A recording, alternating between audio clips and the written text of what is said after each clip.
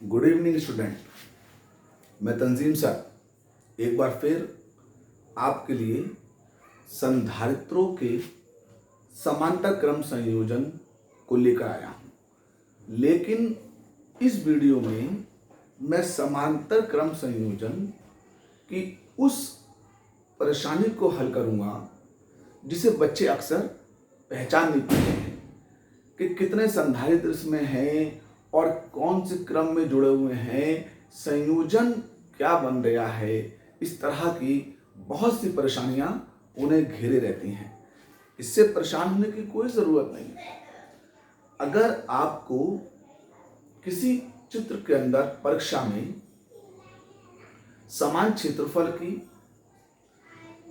एक दूसरे के समांतर और समान दूरी पर प्लेटों की गड्डी बना के रख दी है, ऐसे करके एक गड्डी बना दी है, एक प्लेट, उसके ऊपर दूसरी प्लेट, उसके ऊपर तीसरी प्लेट, उसके ऊपर चौथी प्लेट, उसके ऊपर पांचवी प्लेट, ऐसे उन्होंने ढेर सी प्लेटों की गड्डी बना दी है। लेकिन याद रखें, इसमें सभी प्लेटों का क्षेत्रफल एक समान होना चाहिए और सभी प्लेटों के बीच की दूरी भी एक बराबर होनी चाहिए। और उन्होंने फिर क्या किया है कि प्लेटों को इस तरह से जोड़ा है कि एक आंतर क्रम एक को छोड़ करके जोड़ते चले गए, एक को छोड़ करके जोड़ते चले गए। जैसे ठीक है, पहली को तीसरी से जोड़ दिया, तीसरी को पांचवी से जोड़ दिया, पांचवी को सातवीं से जोड़ दिया, सातवीं को नवीं से जोड़ दिया। अब बची कौन कौन सी?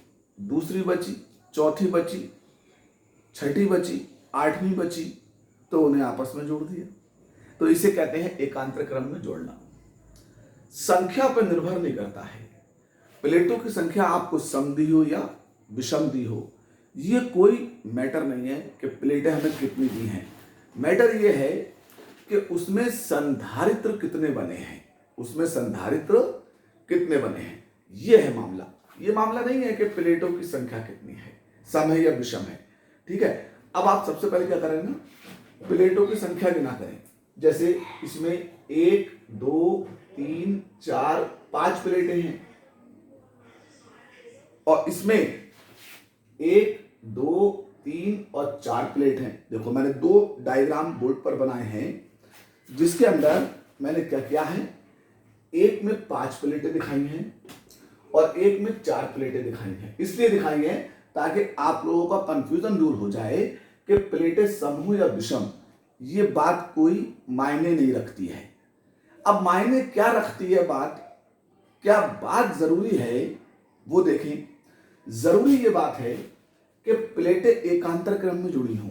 जैसे इसमें पहले से तीसरी जुड़ी है और तीसरी से पांचवी जुड़ी है। देखो, पहले से तीसरी और पहले से तीसरी और तीसरी से पांचवी जुड़ी है और दूसरी से चौथी जोड़ी है। मैंने प्लेटें देखो कैसे जुड़ी, एकांतर क्रम में। वही क्रम यहां बनाया है कि पहले से तीसरी है और दूसरी प्लेट से चौथी प्लेट है।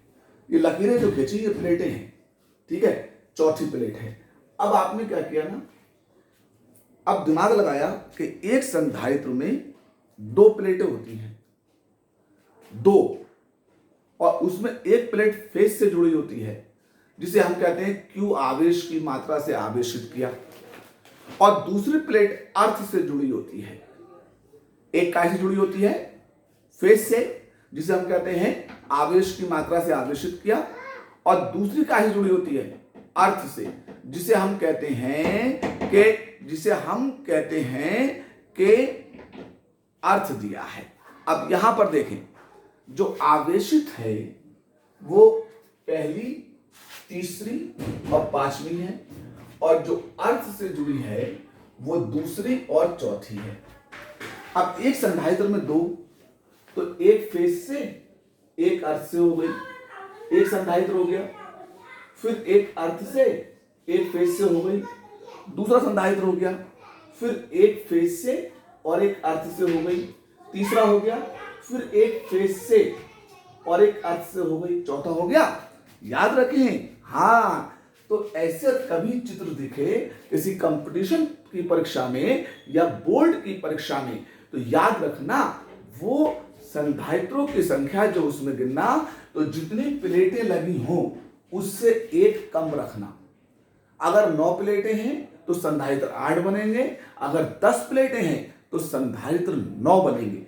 ये बात पे मत ध्यान देना कि संख्या सम है या विषम है, ध्यान इस बात पे देना कि संधारित्रों की संख्या प्लेटों की संख्या से एक कम आएगी, एक कम आएगी। अब उसकी पहचान बहुत सिंपल है। संधारित्र में 2 प्लेटें होती हैं, एक फेस से जुड़ी होती है और एक अर्थ से जुड़ी होती है। एक आवेशित होती है एक अर्थ से, तो देखो ना यहाँ पर एक आवेशित है एक अर्थ से है, फिर एक आवेशित है एक अर्थ से है, फिर एक आवेशित है और एक अर्थ से है, फिर एक आवेशित है एक अर्थ से है। तो इसलिए ये फेस और अर्थ से जुड़े होने की वजह से संधारित्रों की संख्या प्लेटों की संख्या से एक कम होगी। अब देखें कि सभी प्लेटें क्या हैं, एक एक तरफ फेस वाली आ गई, एक तरफ अर्थ वाली आ गई, तो इसलिए ये क्रम कौन सा हो जाएगा? अब ये समांतर क्रम संयोजन हो जाएगा और इसमें जितने भी संधारित्र बनेंगे वो सारे के सारे संधारित्र समांतर क्रम संयोजन में आएंगे। और जब आपको संयोजन की तुल्यधारिता का सूत्र लगे तो फिर अगर आप लिखना तुल्यधारिता, क्या लिखें? तुल्यधारिता। तो अब आपके संधारित्र अगर 4 बने हैं, ठीक है, तो C बराबर C1 plus C2 plus C3 plus C4, और अगर संधारित्र 3 बने हैं तो C बराबर C1 plus C2 plus C3। तो ये है, और मैं उम्मीद करता हूं कि आपको इस तरह से संधारित्रों के समांतर क्रम संयोजन को समझ में आ गया होगा। अगली वीडियो में मैं आपको एक संधारित्र होगा और उससे हम एक से ज्यादा संधारित्र किस तरह से बनाएंगे, यानी कि हम एक से ज्यादा बनाने के बाद उससे अधिकतम और न्यूनतम धारिता किस तरह से प्राप्त करेंगे। इस वीडियो में बस इतना ही, आगे वीडियो का इंतजार देखिए। नमस्कार।